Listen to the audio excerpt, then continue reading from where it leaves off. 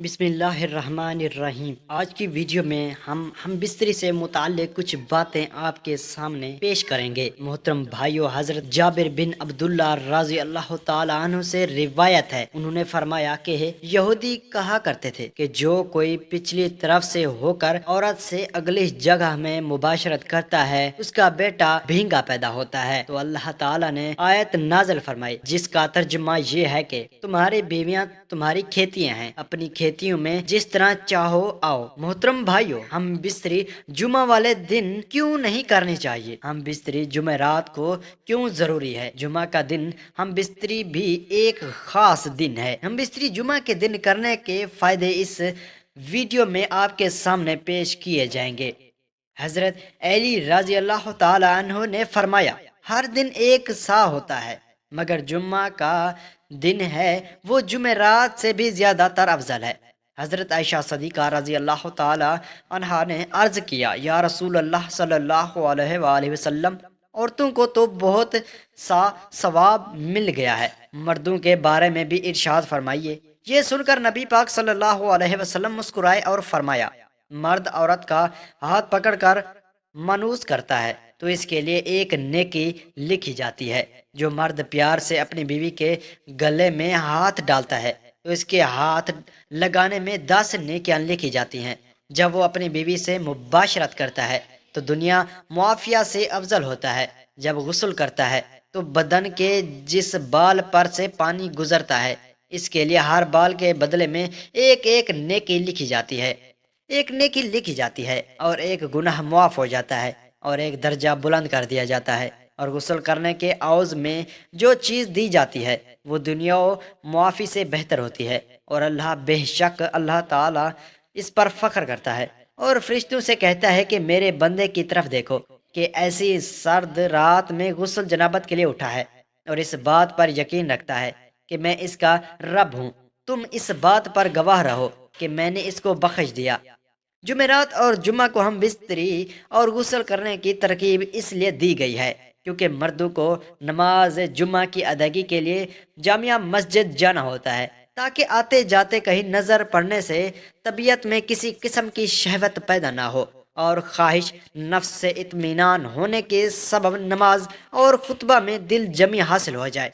हदीस नबी सल्लल्लाहु अलैहि वसल्लम है कि मर्द का अपनी बीवी के साथ इकट्ठे एक बिस्तर में सोना अफजल है ये कि किसी एक को अज़र हो। इसलिए कि मकसद हम बिस्तरी करना नहीं बल्कि मकसद बीवी के दिल को खुश करना है। बीवी के दिल को खुश करने के लिए अयाम के दिनों में भी इसके करीब हो जाना गोया अंबिया अलैहिस्सलाम की सुन्नत है। बीवी से हम बिस्तरी यानी जिमा के लिए दिन की बनिस्बत रात का वक़्त ज़्यादा अच्छा होता है और इस्लामी महीनों के पहले 15वें और आखिरी रात के अलावा बकिया रातों में हम बिस्तरी करना चाहिए क्योंकि रिवायात से मालूम होता है कि इन 3 रातों में शयातीन ज़मीन पर ज़्यादा फैलते हैं। और हफ्ते के एतबार से जुम्मा की शब में बाज़ फुकहा ने जिमा यानी हम बिस्तरी को मुस्तहब लिखा है और शब में भी शुरू हिस्से का बंदोबस्त शब का आखिरी हिस्सा ज्यादा मुनासिब है कि रात के हिस्सों में सो लिया जाए ताकि दिन भर की थकन से राहत मिले और मुकम्मल सुकून हासिल हो। और एक फायदा ये भी है कि रात का थोड़ा सा हिस्सा ही जनाबत यानी नापाकी में गुजरेगा। अलबत्ता रात का इतना आखिरी हिस्सा भी ना हो कि फिर दोबारा आराम का वक़्त ना रहे। कुछ देर इसके बाद भी आराम कर लेना चाहिए। जब खामद को अपनी बीवी के पास आने की हाजत हो तो इसका तरीका ये है कि बीवी के साथ कमरे में उस वक़्त और कोई ना हो, हत्ता कि शेर ख्वार बच्चा भी ना हो। वहाँ अगर बच्चा सोया हुआ हो तो कोई मज़ायका नहीं। शरीयत ने मियाँ बीवी को इख्तियार दिया है कि वो दिन में या रात में किसी भी हिस्से में मुबाशरत यानी हम बिस्तरी को सिर अंजाम दे सकते हैं।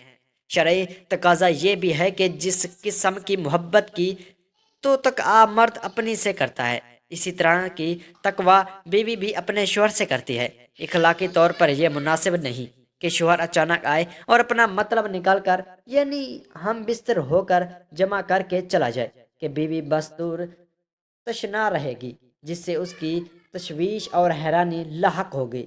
लेकिन अगर इस इज़दवाजी मिलाप को बखूबी इस सर अंजाम दिया जाए तो बीवी के लिए भी ये मरहला आसान होगा।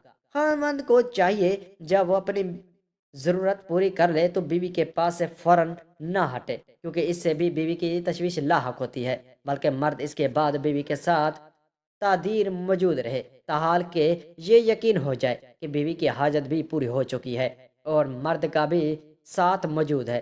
حضرت ابو ہریرہ رضی اللہ تعالی عنہ سے روایت ہے کہ رسول اللہ صلی اللہ علیہ وسلم نے فرمایا، جس نے حیض والی عورت سے مباشرت یعنی کہ صحبت کی، یہ عورت کی دبر میں مباشرت صحبت کی، یا کسی کا ہن کے پاس گیا یعنی کہ اور اس سے غیبی معاملات کے بارے میں کچھ پوچھا اور اس کی کہی ہوئی بات کو سچ مان لیا، تو اس نے حضرت محمد صلی اللہ علیہ وسلم پر نازل کی جانے والی چیز کے ساتھ کفر کیا۔ حضرت عبداللہ بن عباس رضی اللہ تعالی عنہ سے روایت ہے، انہوں نے فرمایا، جب کوئی شخص حیض کی حالت میں بیوی سے مباشرت یعنی کہ صحبت کر لیتا ہے تو نبی صلی اللہ علیہ وسلم اسے آدھا دینار صدقہ کرنے کا حکم دیتے ہیں۔ دعا ہے کہ اللہ تبارک و تعالی میرا سننا، آپ کا سننا آپ کی بارگاہ الہی میں قبول و منظور فرمائے، آمین ثم آمین۔ ناظرین، اللہ کے 99 ناموں میں سے ایک نام ضرور ٹائپ کریں۔